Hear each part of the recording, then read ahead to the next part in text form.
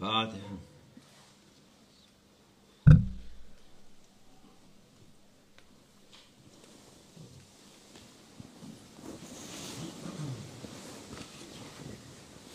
السلام عليكم. أعوذ بالله من الشيطان الرجيم. بسم الله الرحمن الرحيم والصلاة والسلام على رسولنا محمد سيد الأولين والآخرين. مدد يا رسول مدد يا سعادة أصحاب الرسول مدد يا مشايخنا دستور وما شاء الله فعز حسن شيخ محمد ناظم حفان مدد طريقتنا الصحبة والخير في الجمعية.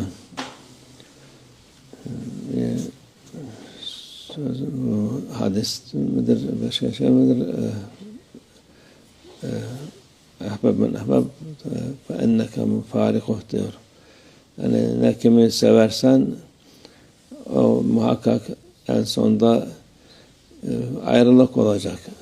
We're not sure whether it's a word of wisdom or whether it is an hadith, but there is a saying which says that when there will be a separation between the loved ones, if you love someone, you must know that there will come a point when there will be a separation.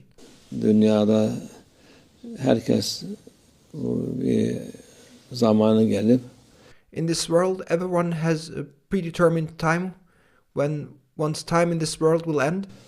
Dünyadan ayrılır. And when your term is finished in this world, you will leave this world. Ahbaplarından, sevdiklerinden. You will leave your loved ones, you will leave your friends and those who were dear to you. Ayrılır gider. Onun için you will leave your loved ones behind and you will pass on away from this world. Bu dünya daim bir şey değil. This world is not a place to stay forever. Daim olan Allah Azze ve Celle'dir. He Almighty Allah is the only one who is going to last and forever. Ondan sonra ahirette devamlık. He Almighty Allah is the eternal one, and the place that is going to be forever is the hereafter. Ahiretten sonra bu dünyadaki o şeyi geçmesi lazım insanların. It is part of our existence that we have to go through this world, but this world is only a temporary place, and from this world we will pass on to the hereafter, which is going to last forever. Bir şekilde işte geçiyor. And this life in this temporary world happens in one way or the other. Şöyle yapsaydık bu olurdu, böyle yapsaydık bu olmazdı diye insanlar boş boş hayıflanır. But there's no reason for regret for this temporary life. Don't say things like, if I only had done this, if I only had done that, things would be like this, things would be like that. There's no reason to regret the way of how things are in this world. Durur. Allah Azze ve Celle'nin dediği oluyor. Because in the end, it always happened as Allah Almighty wants things to happen in this world. Bir sebep halk ediyor ki it is Him, Allah Almighty, who is the creator of reasons and causes. Ya hastalık ya başka Allah muhafaza etsin, harptı, darptı, kazaydı, şuydu buydu. And thus people become sick, or there is an accident, or may Allah Almighty protect, there may be war, there may be different causes. O insan dünyadan ayrılması için bir sebep var. And these causes are just a pretext for people to leave this world, because we are not going to stay forever, and thus Allah Almighty creates various causes for us, which will be the reason for us to leave this world. Onun için muhakkak mümin, Müslüman olan teslimiyeti Allah Azze ve Celle olacak ki without any doubt, we must therefore as Muslims and as believers surrender to Allah Almighty's divine will. Her şeye razı olsun. And we must be happy and pleased with how things are as they are the way Allah Almighty wants them to be. Allah'tan gelen her şey Allah'a dönecek. Everyone who comes from Allah Almighty will return to Allah Almighty. Allah'ın istediği olacak. And in the end, things will happen the way Allah Almighty wants them to happen. Bu Müslümanın, müminin bileceği şey, This is something as Muslims, as mu'mins, we must know. burada Peygamber Efendimiz sallallahu aleyhi ve sellem insanlara tebliğ etti. And these are the instructions by our beloved Prophet, peace and blessings be upon him, which we must follow as he taught us. En çok da Peygamber Efendimiz sallallahu aleyhi ve sellemin şeyi oldu.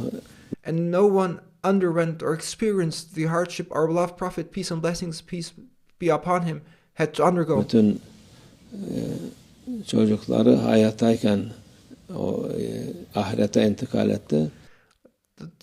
Our beloved Prophet, peace and blessings be upon him, became the witness of his children leaving this world to the next life, while he, our beloved Prophet, peace and blessings be upon him, was alive. Yani başkası Peygamber Efendimizin hiçbir şeyi olmadı demesin diye. There's no one in this world who could claim to experience something our beloved Prophet, peace and blessings be upon him, had not experienced himself. Onun için ve en büyük örnek Peygamber Efendimiz sallallahu aleyhi ve sellem. Therefore, the greatest of all role models and greatest of all examples is our beloved Prophet, peace be upon him. Onun mübarek yolunda gitmek lazım. Therefore, we must follow the example and the way of our beloved Prophet. Ona giden insan rahat eder. Yani And those who follow his way will find comfort. bu kimse dünyada kazık çakacak değil derdi. Baba öyle demişti. Ara hastaydı. And Mawlana Shaykh Nazim said, and used to say, and he said one time he was seriously ill, that nobody is going to put a pole into this world to which he is going to stick forever.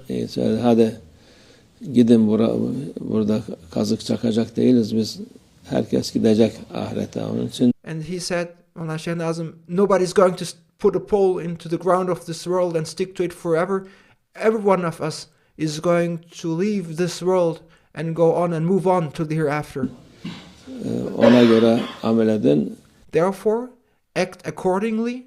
Ahirette ayrılık yok.